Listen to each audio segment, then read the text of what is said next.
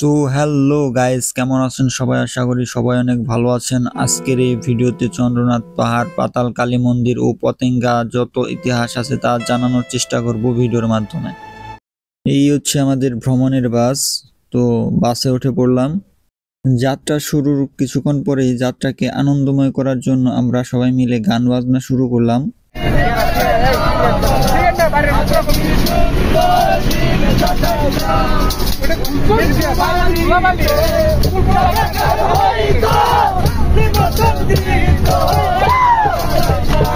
যাত্রা বিরতিতে আমরা চা, কফি এবং খিচুড়ি মাংস খেয়ে আবার যাত্রা শুরু করে দিলাম। চট্টগ্রাম বাজারে নেমে আমরা হাঁটা শুরু করলাম সীতাকুণ্ড পাহাড়ের উদ্দেশ্যে। চন্দ্রনাথ পাহাড় সীতাকুণ্ড বাজার থেকে 4 কিলোমিটার পূর্বে। পায়ে হেঁটে যাওয়ার সময় এরকম অনেক মন্দির, অনেক স্থাপনা দেখতে পাবেন। এছাড়াও পাহাড়ের আরেকটু গভীরে গেলে চোখে পড়বে জুম ক্ষেত এবং বাণিজ্যিক উদ্দেশ্যে চাষ করা ফুলের বাগান। ওই তো দেখা যাচ্ছে চন্দ্রনাথ মন্দির। আমরা ওখানে যাব, কিন্তু তার আগে আমাদের কিছু কাজ আছে, সেগুলা করতে হবে। আমরা প্রথমে স্নান করব, তারপর আমাদের ড্রেস চেঞ্জ করে আমরা চন্দ্রনাথ পাহাড়ের উদ্দেশ্যে রওনা হব। আমরা সবাই স্নান করে ফ্রেশ হয়ে একদম রেডি হয়ে চন্দ্রনাথ পাহাড়ের উদ্দেশ্যে রওনা হলাম।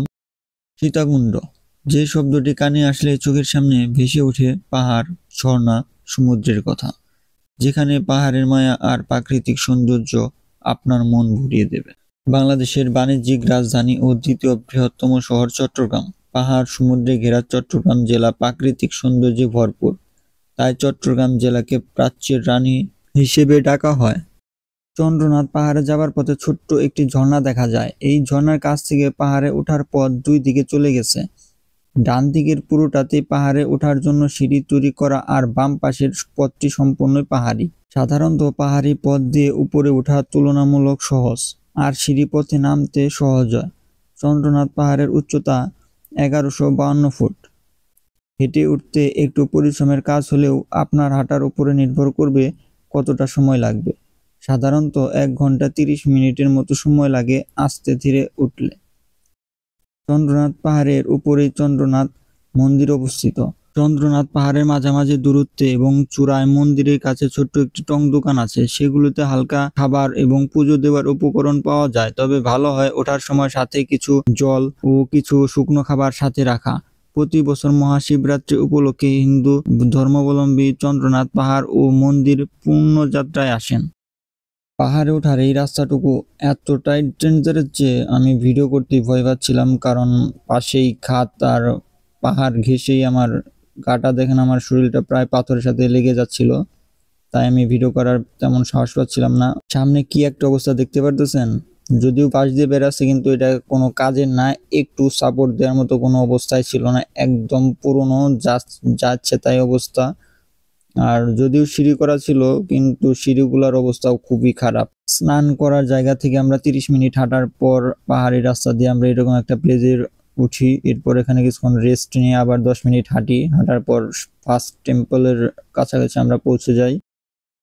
এখানে দুটি মন্দির আছে, একটি হচ্ছে বিরূপাক্ষ মন্দির আর একটি হচ্ছে আদি বিরূপাক্ষ মন্দির। দুটোই মহাদেবের মন্দির। শ্রী শ্রী বিরূপাক্ষ মন্দিরে আমরা বেশ কিছুক্ষণ রেস্ট নেওয়ার পরে আমরা রওনা হয়ে গেলাম পাতাল কালী মন্দিরের উদ্দেশ্যে। তো পাতাল কালী মন্দিরে যাওয়ার জন্য আমাদের প্রথমে যাইতে হবে চন্দ্রনাথ মন্দিরের দিকে। সেখান থেকে দুই দিকে দুটি রাস্তা আছে, একটা হচ্ছে চন্দ্রনাথ মন্দিরে যাইতে হবে, আর একটা হাতের ডান দিকে, আর একটা হচ্ছে হাতের বাম দিকে হচ্ছে পাতাল কালী মন্দির। রাস্তাটা অনেক ভয়ানক, তাই যারা পাতাল কালী মন্দিরে যেতে চান অবশ্যই অনেক বেশি জল নিয়ে যাবেন সাথে এবং অনেক খাবার নিয়ে যাবেন। পাহাড়ের দৃশ্যগুলো এত সুন্দর যে মনে হয় সবসময় ক্যামেরাটা অন করে রাখি, সবকিছু ভিডিও করে রাখি, কিন্তু সম্ভব হয় না। আমরা বেশ কিছুক্ষণ গানও গাচ্ছিলাম সবাই মিলে, যাতে রাস্তাটা একটু সহজ হয়ে যায়।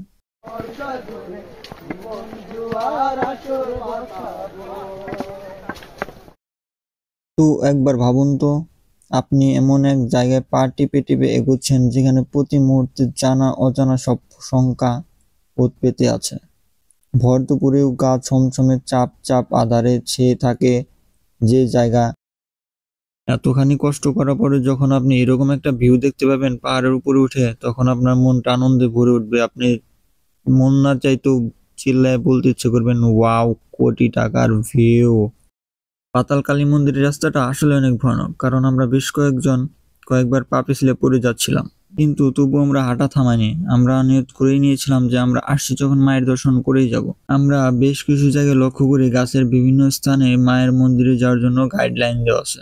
তো আমরা যদিও প্রথম থেকে সেটা ফলো করে আসছিলাম, বাট এর মধ্যেও কিছু ছেলে আসছিল যারা এগুলো ফলো করে নাই বা তারা এগুলো লক্ষ্য করে নাই।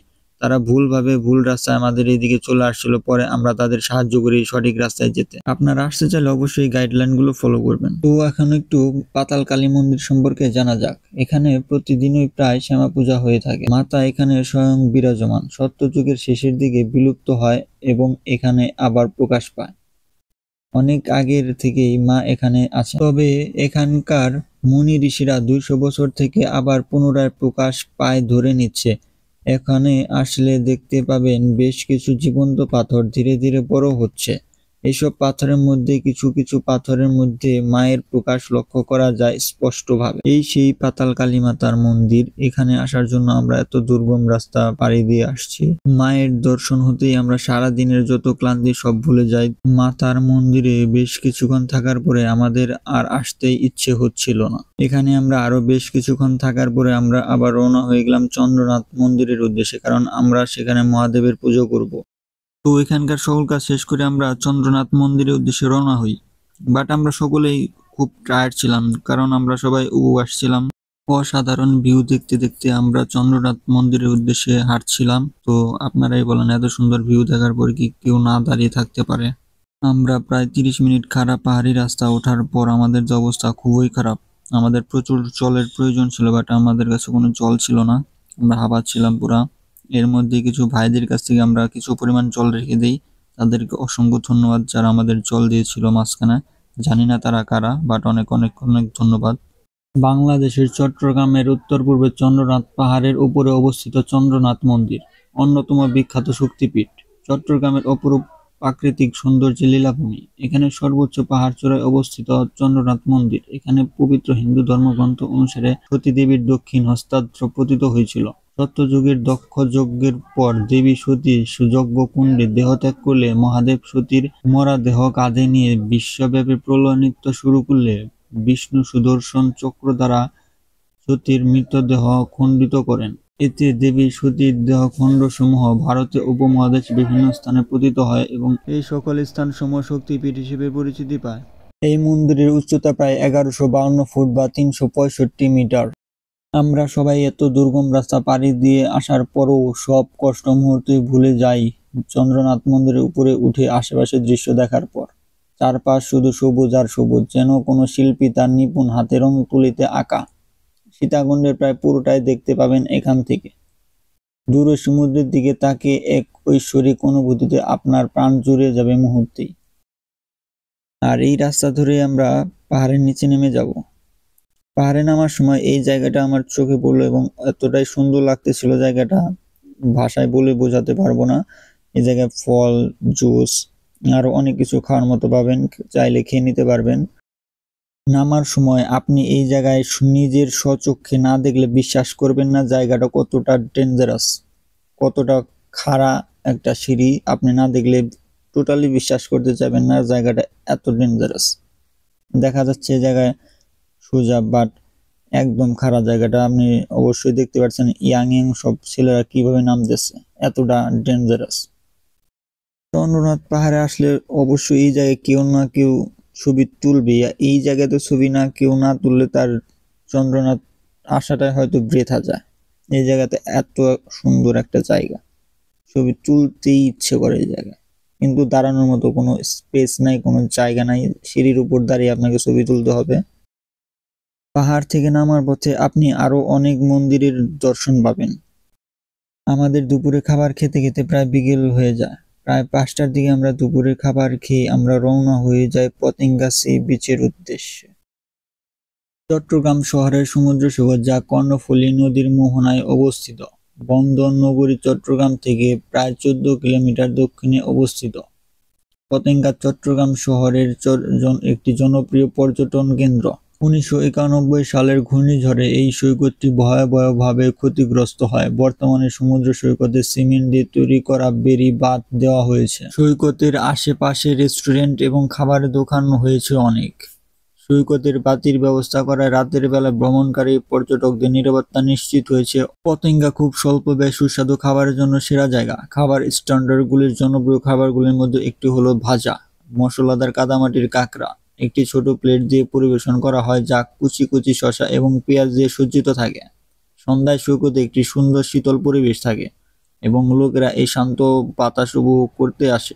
তো ভালো থাকবেন সবাই, দেখা হচ্ছে আবার নতুন কোনো ভিডিওতে, নতুন কোনো ভ্লগে, নতুন কোনো জায়গায়, নতুন কোনো প্লেসে। তো পাশে থাকবেন, সাবস্ক্রাইব করবেন। ধন্যবাদ।